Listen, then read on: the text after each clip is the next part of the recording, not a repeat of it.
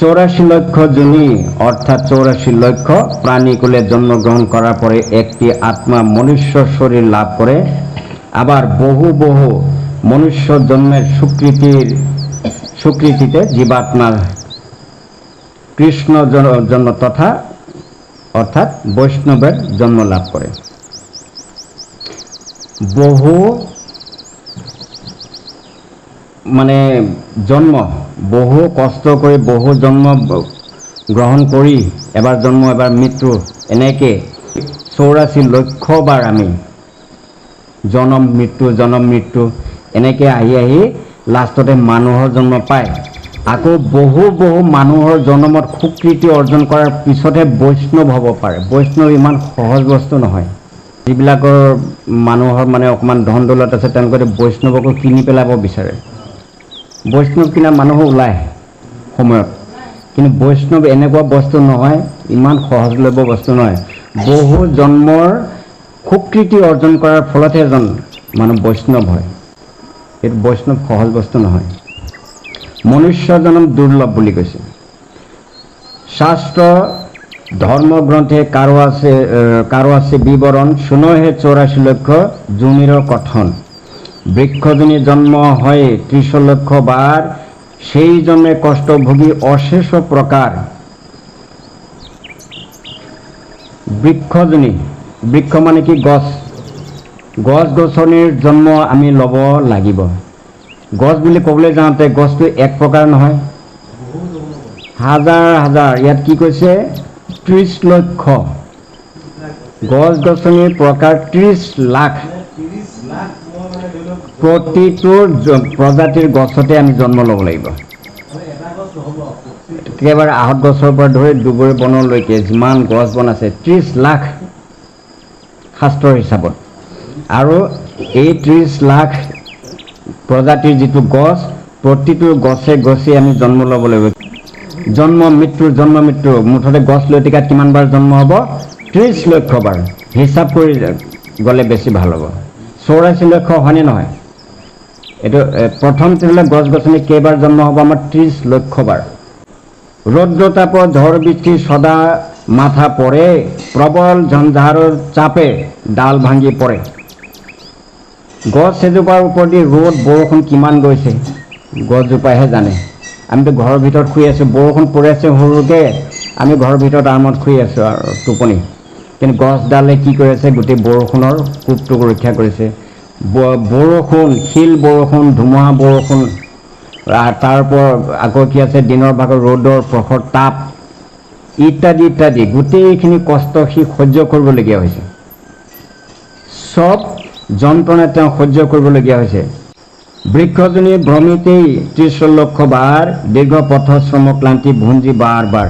এতিয়া এটা যে গছৰ পৰা মানে কিবা কাৰণত এজোপা গছ ডাঙৰ হৈছে, তাক ফটকৈ যেতিয়া মানুহে কাটি দিলে, সেই গছডালৰ তাক শেষ হ'ল জানো? তাকতো 30 লক্ষ বাৰ জন্ম হ'ব বুলি কৈছে গছ গছনিত। আকৌ বেলেগ গছত তাৰ জন্ম হ'বগৈ। এনেকৈ 30 লক্ষ বাৰ। কিন্তু গছ বন যিমান আছে, গছ বন লতি চববিলাকতে মুঠতে উদ্ভিদত তাৰ জন্ম হ'বগৈ 30 লক্ষ বাৰ।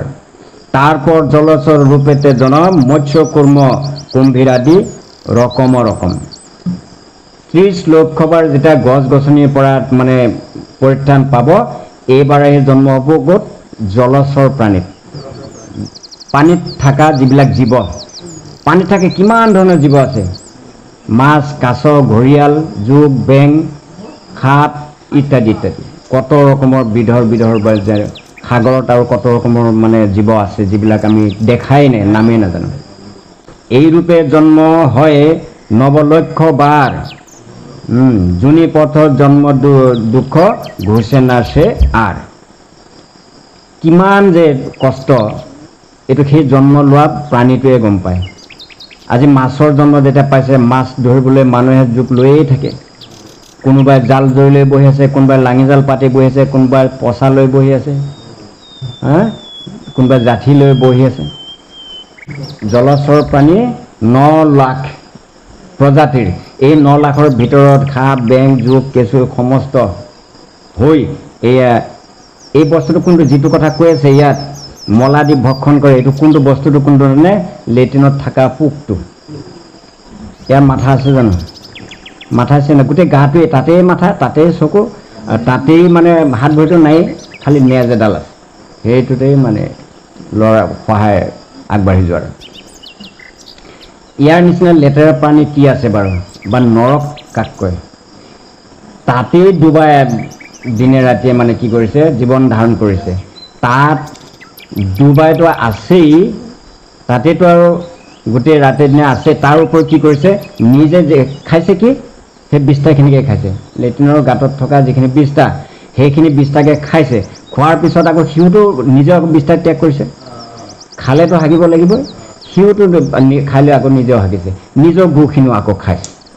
ইয়াৰ নিচিনা আৰু যন্ত্ৰণাদায়ক বা ইয়াৰ নিচিনা আৰু নৰক আৰু বেলেগ এখন আছে নেকি সেইটোকো মানুহে পাৰ কৰিব লাগিব 84 ভিতৰত সেইটোও আছে এতিয়া আমি অকণমান ক'ৰবাত গৈ কোনোবাই যদি পায়খানা কৰিছে লগে লগে তাক কি কৰিব লাগিব গা পা ধুৱাই তাৰপিছতে শুদ্ধ কৰিলে তাক মানে বহিবলৈ দিব নহ'লে ঘৰৰ ভিতৰত সোমাবলৈ দিব আৰু যিটো বিষ্ঠা ত্যাগ কৰাৰ ফলতে মানুহজনে গা ধুবলগীয়া আছে আৰু সেই বিষ্ঠা খাবলগীয়া হৈছে ইয়াতকৈ আৰু মানে বেয়া কাম কি আছে বাৰু আমি কিন্তু প্ৰত্যেকেই সেই মানে লেট্ৰিনৰ পোক হোৱাৰ যিটো জীৱন সেইটোকো পাৰ কৰি আহিছে কিন্তু প্ৰতিজনে আমিও আজি যিহেতুকে আমি গম পালোঁ শাস্ত্ৰৰ পৰা যে আমি লেট্ৰিনৰ পোক হৈ আমিও সেই জীৱনটো পাৰ কৰি আছোঁ য'ত লোকৰ বিষ্ঠা খোৱাৰ ওপৰত নিজৰ বিষ্ঠাও আমি খাবলগীয়া হৈছে আকৌ দুনাই সেই একেটা জীৱন আমি পাবলৈ আশা কৰোঁ নেকি যদি কাৰোবাৰ আকৌ দুনাই তেনেকুৱা মানে জীৱন এটা পাবলৈ আশা আছে কুকৰ্ম কৰি গ'লে একেবাৰে সহজ পথটো একোৱে চিন্তা কৰিব নালাগে একে জেগাত সেইটো পাবই আৰু কথা নাই কিন্তু যদি ভাবা যায় যে নাই মই আৰু এনেকুৱা জীৱন আৰু যাতে নহয় তাৰ কাৰণে মই কিন্তু এতিয়া চেষ্টা কৰিম তেতিয়াহ'লে কিন্তু আমি এই মানে যিটো আমাৰ ধৰ্মীয় কৰ্ম যিটো ঈশ্বৰৰ ভক্তি এইটো কৰিব লাগিব এইটো নকৰিলে কিন্তু তাৰ পৰা আৰু পৰিত্ৰাণ পোৱা নাযাব দুনাই কিন্তু যাব লাগিব তালৈ আকৌ যাব লাগিব আত্মপৰ ভেদাভেদ নাহি কোনো জ্ঞান এক গৰ্ভে জন্ম নেই অনেক সন্তান আছে নিজৰ পৰৰ চিনি নাপায় এটা গৰ্ভতে এসোপা জন্ম হৈছে কি আছে তেনেকুৱা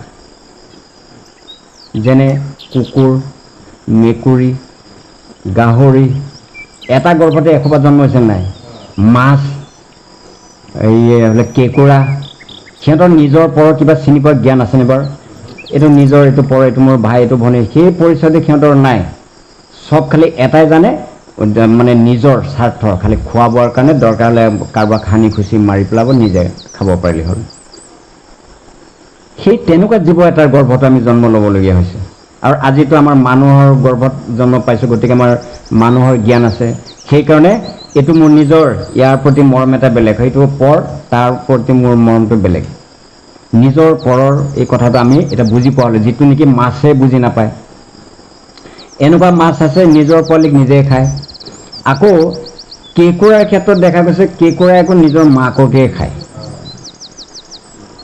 নিজৰ মাকক মানে সিহঁতৰ যিটো বুকুটো এনেকুৱা ঢাকনা এটা থাকে নহয় এই বুকুৰ ভিতৰতে গোটেইখিনি থাকিল পোৱালিকেইটাই মানে কোনো দিনত তাৰ পৰা ওলাই নাহে তাতে মানে থাকিব আৰু মাকক খুলি খুলি আৰু খাবলৈ আৰম্ভ কৰিব এটা সময়ত গৈ গোটেই মাকক মানে গোটেই খোলাটোৰ ভিতৰি চব খাই আদায় কৰিব তাৰপিছত ভিতৰত আৰু খাবলৈ একো নাই মাকজনীয়ে তেতিয়া ক'ৰবাত আহি দেহ ত্যাগ কৰিলে আৰু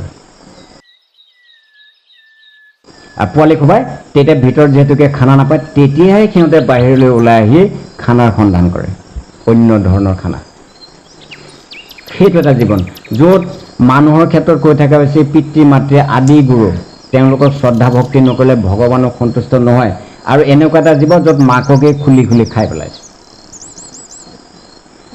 গৰু ছাগলীৰ ক্ষেত্ৰত আমি যদি চাওঁ তেতিয়াহ'লে কি দেখিম পোৱালি অৱস্থাত থাকলৈকে মাকে বৰ ধুনীয়াকৈ কি কৰিছে বাপেকেতো চিনি নাপায় গৰু বাপেকে চিনি নাপায় পোৱালি মাকেহে চিনি পায় তাৰপিছত যেতিয়া ডাঙৰ হ'ব তেতিয়া কিন্তু এটা সময়ত মাকে তাক ওচৰত আহিব নিদিব খুন্দিয়াব পোৱালি হ'লেও মানে মাকক চিনি নাপায় মাকেও পোৱালিক চিনি নোপোৱা হৈ যায় এটা সময়ত অদ্ভুত একোটা জীৱনৰ মানে একোটা মানে প্ৰাণীৰ মানে আচৰণ, যিটো মানুহৰ মাজত সম্পূৰ্ণ বেলেগ।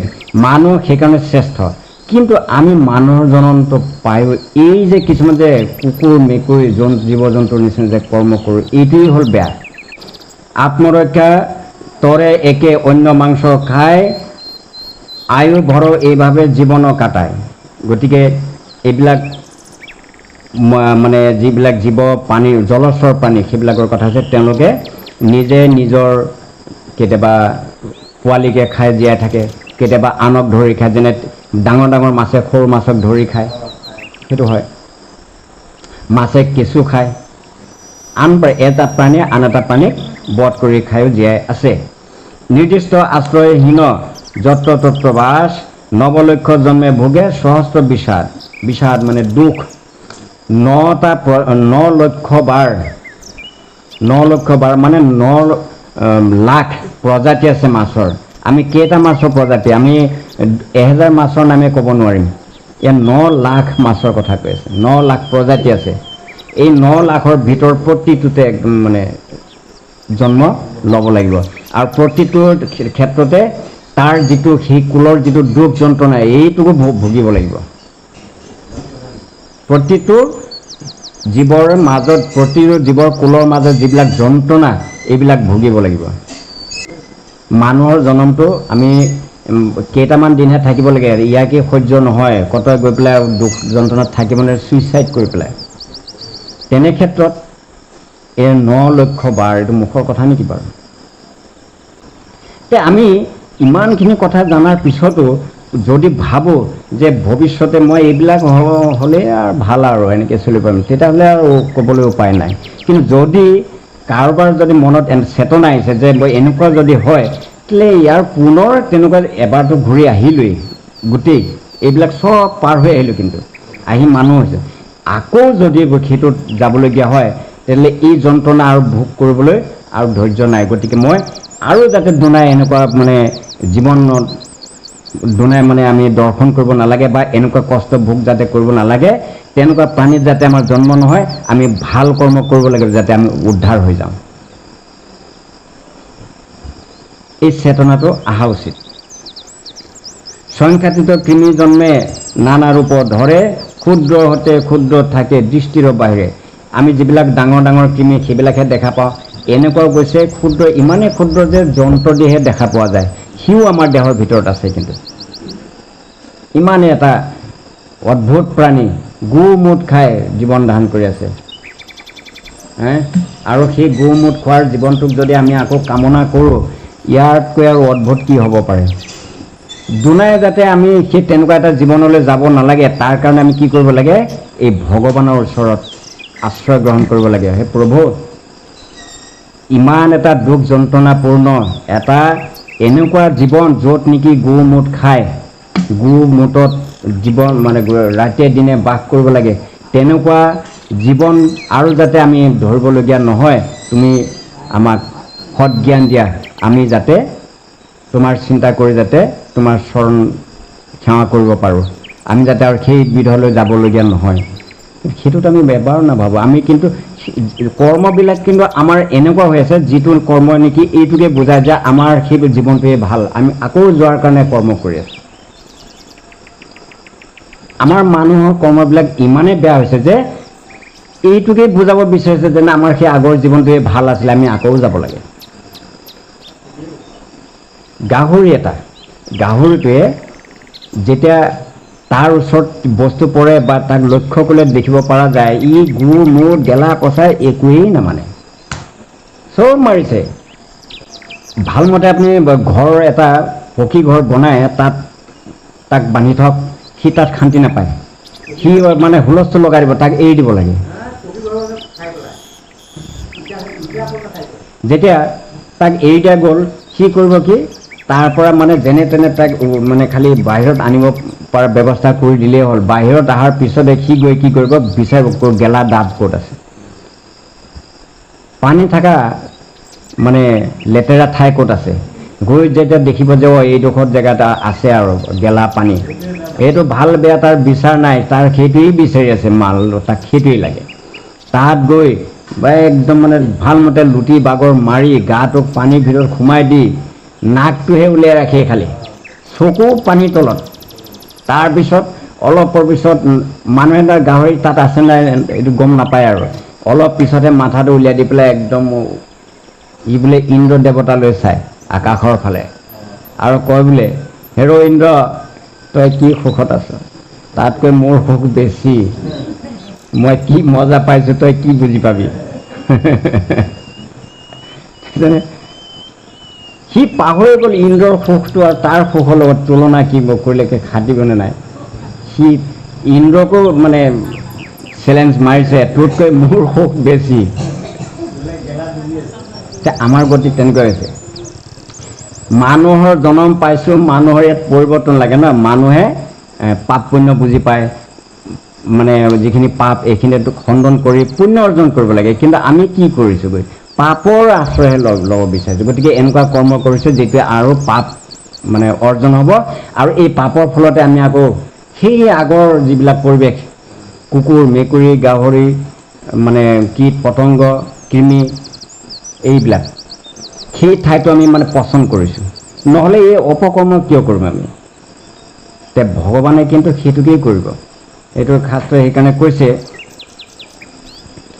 যে এই 84 লক্ষ গৰ্ভ আমি ভ্ৰমণ কৰি আহিলোঁ এতিয়া সেই বস্তুখিনি যিহেতুকে তেতিয়া বুজি পোৱা নাছিলে য'ত নেকি গেলা ডাবটোকো গাহৰিয়ে মানে স্বৰ্গতকৈ শ্ৰেষ্ঠ বুলি মানে কল্পনা কৰিছে তেনে ক্ষেত্ৰত এতিয়া তুমি মানুহ হৈ যেতিয়া জীৱন ধাৰণ কৰিছে এতিয়া তুমি অন্ততঃ এবাৰ উপলব্ধি কৰা যে আচলতে সেই ধাৰণাটো ভুল নে শুদ্ধ যদি শুদ্ধ মানে কি এইটো গাহৰি মতে শুদ্ধ কিন্তু এতিয়া দেখিছোঁ নাই এইটো ভুল গতিকে সেইটো যদি ভুল হয় তেতিয়াহ'লে আমি যাতে পুনৰ আৰু সেই ভুলটো নকৰোঁ তাৰ প্ৰতি আমি সচেষ্ট হ'ব লাগে আমি এতিয়া ভাল কাম কৰিব লাগে যাতে এই দুখপূৰ্ণ যিটো জীৱন এইবিলাক জীৱন যাতে 84 লক্ষ্য বা যাতে আৰু ভ্ৰমণ কৰিবলগীয়া নহয় আমি যাতে ইয়াৰ পৰাই শুদ্ধ জ্ঞান লৈ শুদ্ধ কৰ্ম কৰি যাতে উদ্ধাৰ হৈ যাবগৈ পাৰোঁ এই চিন্তাটোহে কৰিব লাগে কিন্তু আমি মানুহৰ জন্মটো পাই কি যে অটপালি আৰম্ভ হৈছে মানে ভকতৰ মানে সংগ নলওঁ ঈশ্বৰৰ নাম নলওঁ খোৱা বোৱাৰ বাজ বীজ নাই য'ত যি পাইছোঁ তাকে খাইছোঁ এতিয়া কেঁচা পকা যিটো খালে পাপ হয় তাকেই খাইছোঁ যিটো খালে পুণ্য হয় সেইটো কিন্তু আমি ওচৰতো যোৱা নাই তে আমি যদি দিনৰ দিনটো খালি খোৱাৰ ওপৰতে গুৰুত্ব দি ঘূৰি ফুৰোঁ ঈশ্বৰৰ কৰ্ম যদি নকৰোঁ আৰু মানুহৰ যিবিলাক কৰিবলগীয়া কৰ্ম সেইবিলাক যদি নকৰোঁ তেতিয়াহ'লে আমাৰ আৰু তাৰ মাজত পাৰ্থক্য কি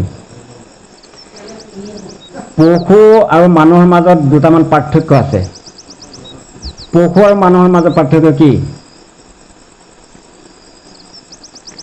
মিলটো চাওঁ প্ৰথমতে মিল ক'ত আমি যে পশু আৰু মানুহৰ মাজত মানে তুলনা কৰিছোঁ পশু আৰু মানুহৰ মাজত মিল কোনখিনিত এক প্ৰকাৰে চাবলৈ গ'লে পশু আৰু আমাৰ মাজত যথেষ্ট মিল আছে পশুৱেও কি কৰে যিবিলাক জীৱ জন্তু সিহঁতে কি কৰে পশুৱে বাচি থাকিবৰ কাৰণে আহাৰ খায় তা আমিও আহাৰ খাওঁ 1 নম্বৰ মিল 2 নম্বৰ পশুৱেও টোপনি মাৰে আমিও টোপনি মাৰোঁ মিল আছে পশুৱেও জন্ম দিয়ে আমিও ল'ৰা ছোৱালীয়ে জন্ম দিওঁ মিল আছে পশুৱেও কিন্তু মৃত্যুলৈ ভয় কৰে লাখুটি এপাত লৈ থিয় দিলে মানে সি উঠি দৌৰ দিব তাৰমানে ভয় কোব খোৱাৰ ভয় মৰাৰ ভয় আৰু মানুহেতো ভয় কৰে মৰিবলৈ নকৰে জানো এইকেইটা হ'ল মানুহৰ আৰু পশুৰ মাজত মিল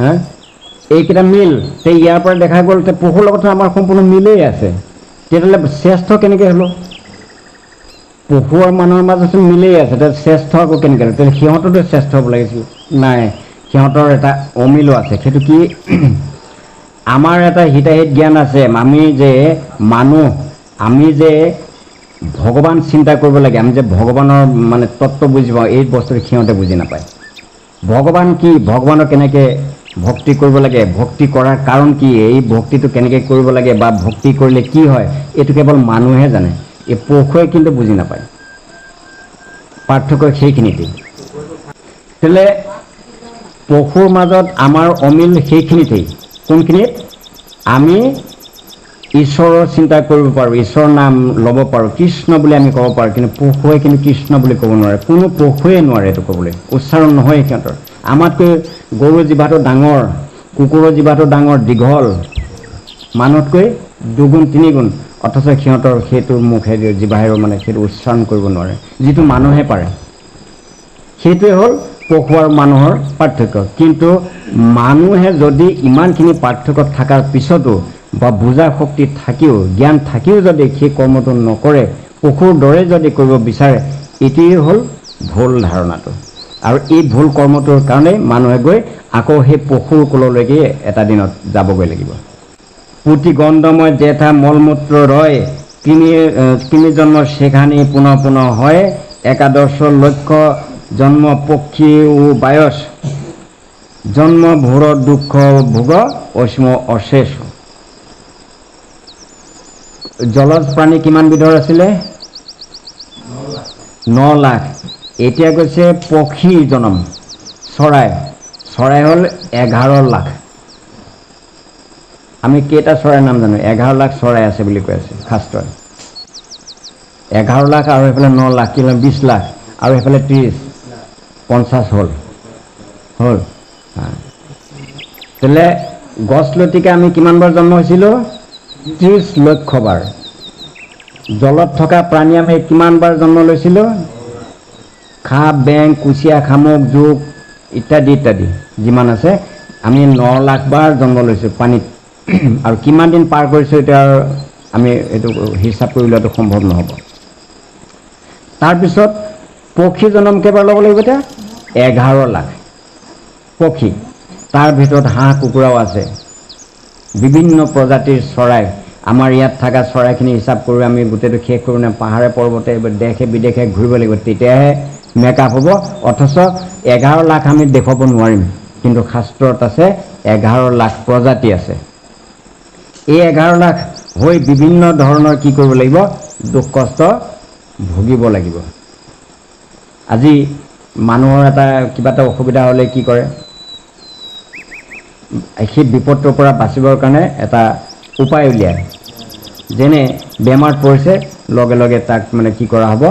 হস্পিটেলত লৈ যোৱা হ'ব। ডক্টৰে চাই কৰি ঔষধ পাতি দিলে, ৰেষ্ট ল'বলৈ দিলে, ঔষধ খাবলৈ দিলে, বাছ তেনেকৈ খাই কৰি আৰাম পাই গ'লোঁ। আৰু এনেকুৱা বেমাৰ আছে যিটো হয়তো বোলে নাই, এইটো অপাৰেশ্যন কৰিব লাগিব, কিবা কৰিব লাগিব, সেইমতেই হ'ল। কিন্তু বনত থকা বাঘ সিংহৰ যেতিয়া এটা বেমাৰ হ'ল, এইটো কোনে চিকিৎসা কৰিব? সিহঁতৰতো আৰু এইবিলাক ব্যৱস্থা নাই। সেই তেনেকেই বেমাৰ আজাৰ লৈয়ে সি খোৱাৰ মানে খানাৰ সন্ধানত ঘূৰি ফুৰিছে, য'তেই পাব যি তাকেই খাব। দুখ যন্ত্ৰণা ভুগি এইবিলাক জীৱন পাৰ কৰিব লাগিব। ৰ'দ বৃষ্টি ঝড় বজ্ৰ সতত ছাটাই, ঘৰ নাই বাৰী নাই গাছেৰো বাসায়। এতিয়া চাওক, এটা চৰাই বাহা বনালে গছৰ ফেৰেঙনিত, তাত ওপৰত টিং দিছিলে, হয়, ওপৰত টিং দি ফেৰেঙনিত বাহা বনাইছিলে। টিং দিয়ে নে জানো? দিছিলে? মইতো কোনে শুনিছে নুশুনিছে সেইটোৰ কাৰণে কথাটো কৈ আছোঁ। হয় হয় বুলি কৈহে আছে খালি। চৰাই গছৰ ফেৰেঙনিত যেতিয়া বাহা বনায়, তাত টিং দি বনায় নেকি? তে কিয় হয় বুলি কৈ আছে?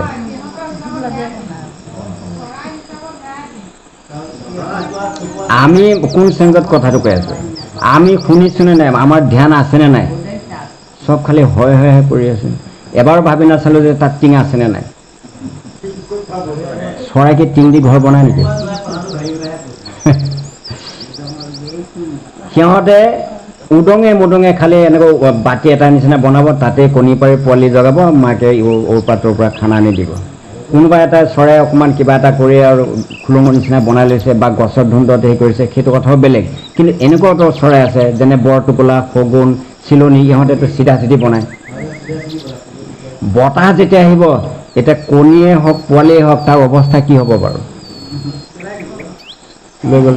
আচ্ছা, কণী বা পোৱালি যেতিয়া নেকি বতাহে উৰাই মানে বাঁহৰ পৰা নি পেলাই তলত পেলাব, সেই পোৱালিটো আৰু তাতে শেষ হ'ব। কণী হ'লেও ভাঙিব, পোৱালি হ'লেও ঠেকেচা খাই মৰিব। তেতিয়া মাকজনীৰ অন্তৰত কিমান দুখ হ'ব এতিয়া? সেইটো মানুহে ভুগিছে জানো? নাই নহয়। এতিয়া চৰাইৰ জীৱনত কিমান দুখ। তাৰ উপৰিও আকৌ দেখা গ'ল গছৰ ওপৰত চৰাই মানে তেনেকৈ বাঁহ বনাই পোৱালি তুলিছে, ইতিমধ্যে মেকুৰীয়ে গৈ গৈ গৈ গৈ তাত আৱিষ্কাৰ কৰিলেগৈ। সি আৰু পোৱালিকেইটাক ধৰি লৈ ডিঙিত ধৰি ওলমাই লৈ তলত নামিব, আহি তলতহে খাই দিব। সি এনেকৈ কৰি কৰি গোটেই পোৱালিয়ে খাই শেষ কৰিব। হা, তে এনেকুৱা দুখ যন্ত্ৰণাপূৰ্ণ যিবিলাক নিজৰ পোৱালিক মানে আনে নি পেলাই খাব, তাকো